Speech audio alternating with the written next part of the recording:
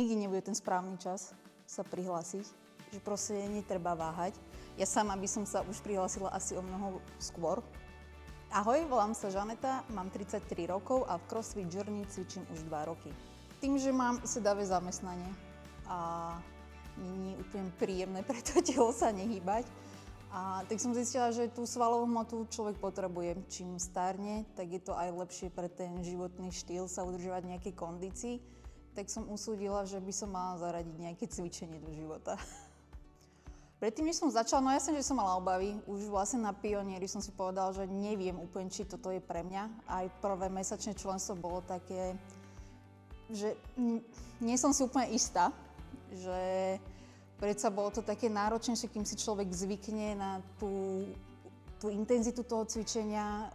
Cviky boli nové, nevedela som si zapamätať názvy tých cvikov.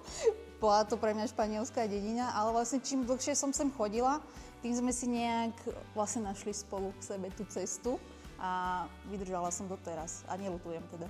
V tom normálnom živote, v bežnom, mi to pomohlo, mám ten pocit, že po tej psychickej stránke.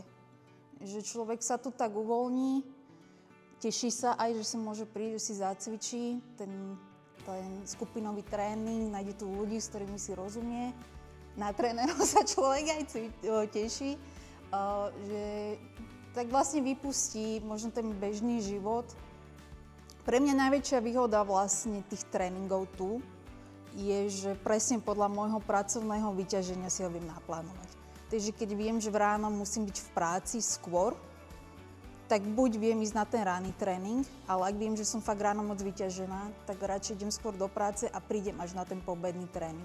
Podľa toho presne, aký ten deň viem, že bude, tak si pripôsobím vlastne ten tréning. A to mi vyhovuje, že buď viem ísť ráno, alebo viem ísť po obede. Na svojom zdraví som si všimla a hlavne myslím, že aj na svojom tele zmeny v tom, že mám asi viac svalové hmoty.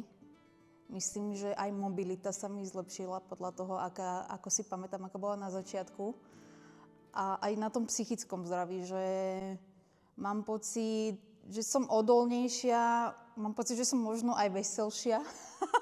V tom bežnom živote viem, že viem odniesť, nie som odkazaná na nikoho, proste aj keď mám ťažšie nákupy, viac vecí, dokážem si to vyniesť sama, dokážem výsť po schodoch bez toho, aby som to brala nejaké obmedzujúce, že preboha živého musím to výsť teraz neviem kam.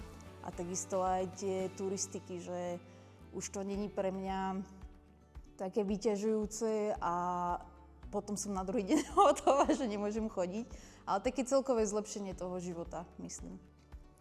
Ľuďom, ktorí majú nabitý kalendár a sú pracovne vyťažení, by som asi povedala, že nikdy nebude ten správny čas sa prihlásiť, že proste netreba váhať.